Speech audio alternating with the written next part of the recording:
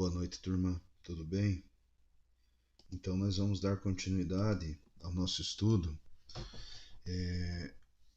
Então, vocês sabem, a gente está utilizando o livro Noções de Farmacologia da Barbara Mayer e agora o nosso estudo será o capítulo 3. Vamos iniciar essa aula aí com o estudo do capítulo 3. Tudo bem? Nesse estudo, pessoal, nós vamos ver a diferença, como os medicamentos são apresentados, é chamado de forma farmacêutica. Então, o nosso estudo nesse capítulo é a forma farmacêutica. Então, o livro, existem várias formas de se classificar isso, mas o nosso livro traz 4 formas de classificação: as preparações líquidas, as preparações sólidas, as semissólidas ou pastosas e outras formas farmacêuticas. Então tá aqui, né? As 4 formas de se classificar as formas farmacêuticas, tá? A gente vai começar o nosso estudo hoje por preparações líquidas, tudo bem? Então, a primeira preparação líquida que nós vamos estudar vai ser as soluções. Soluções são misturas homogêneas. O que isso significa? Significa, turma, ó, eu até coloquei um desenho aqui. Quando você pega um soluto, que é o teu sólido, e joga no solvente, esse soluto ele vai dispersar, ele vai dissolver aqui. Então imaginem vocês, por exemplo, sal jogado na água. O sal ele vai se dissolver, tá? Então o sal é o soluto e a água, no caso, né, vai ser o solvente. E essa mistura de soluto e solvente, nós vamos ter a solução. Então, o que significa mistura homogênea? Mistura homogênea é que só tem uma fase, tá? Quando eu mostrar para vocês suspensões, vai ficar mais fácil de vocês compararem e identificarem essa diferença. Então, soluções, o que eu tenho que saber? Primeira coisa, é mistura homogênea e o fármaco está dissolvido por completo no meio aquoso ou meio oleoso. Eu peguei aqui um medicamento muito comum para febre, né? Percebam, está escrito no frasco do medicamento solução oral. Então, isso aqui é uma solução. Quando a gente for administrar, né, por exemplo, um fármaco de solução, eu não preciso agitar ele, porque na solução a mistura já está de forma homogênea. Agora vamos comparar, vamos verificar a diferença aqui então. O que é uma suspensão? A suspensão é uma mistura heterogênea, é uma mistura que tem 2 fases. Aqui, turma, se você olhar nesse frasco, você não consegue ver onde está o fármaco, no caso a dipirona, está dissolvida aqui em solução aquosa. Você não consegue ver onde está o fármaco dissolvido. Vejam a diferença aqui, ó. Isso aqui é uma suspensão de caladril. O caladril é muito utilizado para queimadura de raio solar, tá? Percebam, pessoal, que se você deixar uma solução, desculpe, não é solução, uma suspensão de caladril, ele vai se depositar no fundo e a água vai ficar aqui. Ou seja, esse soluto ele não se dissolve na água, tá? O termo soluto é errado usar aqui, mas o pessoal usa meio de forma, né, assim, comum. Mas é errado falar soluto, é o disperso, tá? Então o princípio ativo aqui, o disperso, ele não se dissolve na água.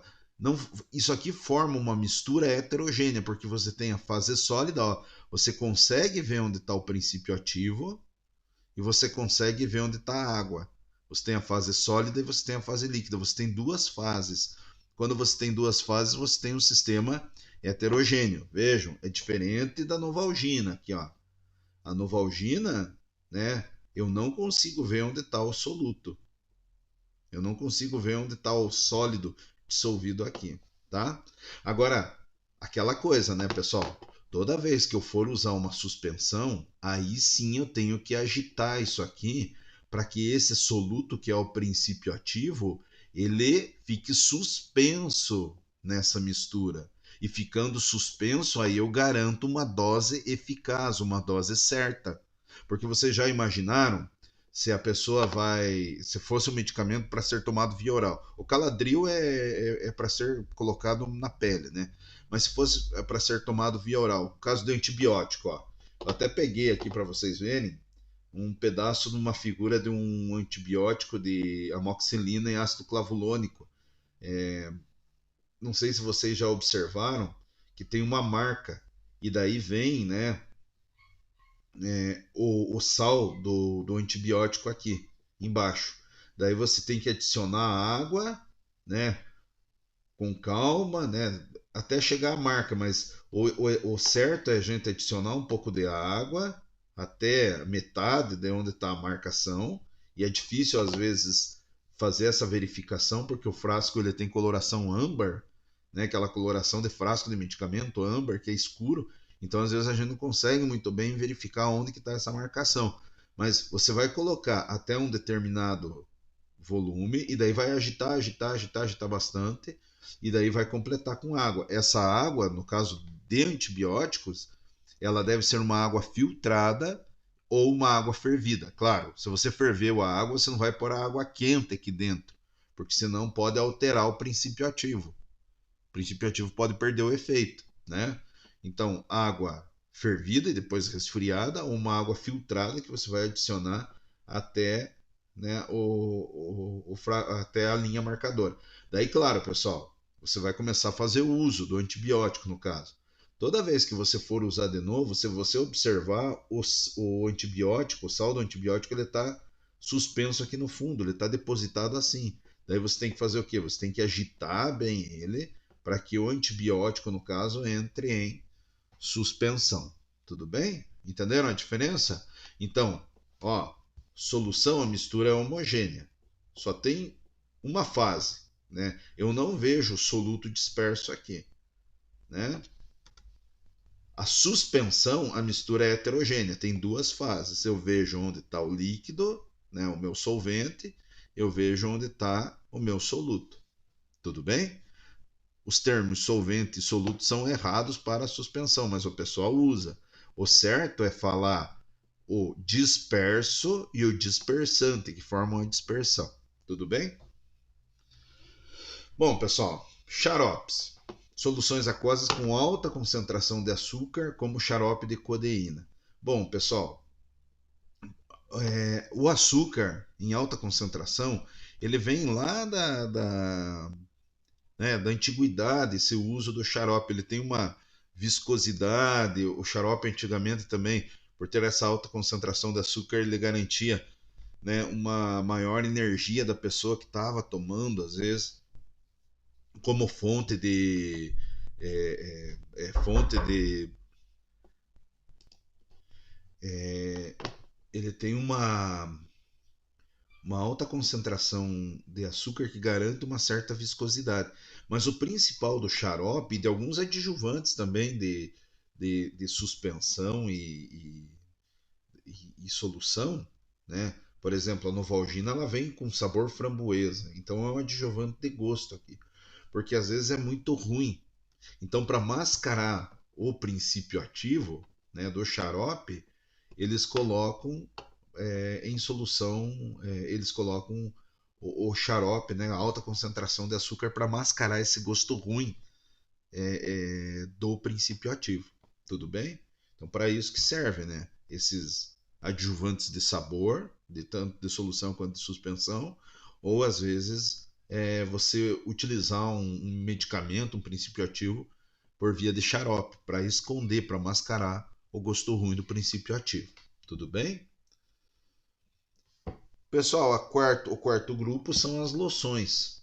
Loções são soluções aquosas ou alcoólicas para serem aplicadas sobre a pele. Então tá aqui, né, um óleo essencial, aí, né, uma loção essencial para ser aplicado à pele, para hidratar a pele, e o minoxidil, né, que é utilizado aí por pessoas calvas, carecas, para ver se não perdem cabelo, né? Então eles fazem loção com minoxidil para passar no cabelo, para quebrar um fuso lá do ciclo de perda de cabelo, tá? Então, são essas 4 aqui, né, pessoal? As preparações líquidas de hoje. Lembrando, pela forma, a gente pode classificar em líquidas, sólidas, semissólidas e outras formas farmacêuticas. As líquidas em soluções, suspensões, xaropes e loções, ok? No livro de vocês, ele fala sobre o chá, se é infusão, se é decocção, se é maceração. Existe uma diferença aí na farmácia magistral, na manipulação que vocês verão aí com o Fernando, a diferença entre maceração, decocção e infusão, que são técnicas para se extrair princípio ativo de plantas. A maceração, ela é feita a frio, então você pega uma planta, uma droga e você vai macerar, vai amassar essa planta, né, a folha, caule, seja lá o que for que você está trabalhando, e você vai colocar água, e vai deixar de 6 horas a 10 dias. Acho que na apostila de vocês está de 10 horas a 24 horas. Mas isso aí pode variar, tá, pessoal? Mas na maceração, aqui ó, a extração é feita a frio. Você vai colocar lá a folha de, vamos supor, de um determinado vegetal e vai deixar em água por de 6 horas a 10 dias, dependendo. A decocção, não. A decocção você vai fazer o quê? Você vai colocar as folhas em água fria e vai aquecer tudo junto, tá? Então você vai aquecer aquilo lá.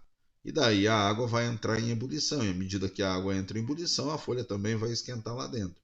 Mas veja, você saiu do frio, da água fria, para a água quente. Então a extração, né, do princípio ativo aí foi que em contato durante certo tempo com um solvente em ebulição. Você foi aquecendo. Isso é decocção. Você coloca frio a folha, vai aquecendo até esquentar. E a infusão é o que a gente faz com chá, com café, com chimarrão. Você aquece a água e daí coloca a folha. A folha do chá, o café ou, né, o próprio chimarrão. Beleza, turma? Bem fácil, né? A diferença de maceração, decocção e infusão. Maceração a frio, decocção você vai esquentar, né, com o vegetal lá dentro, na água, e a infusão você vai jogar o vegetal já na água quente. Eu vou deixar essas questões aqui para vocês fixarem o conteúdo da aula, tá? Então escrevam lá no caderno de vocês essas respostas. Pausem aí, copiem as perguntas. Se for possível, voltem na aula aí para vocês verem as respostas. Boa noite, grande abraço a todos.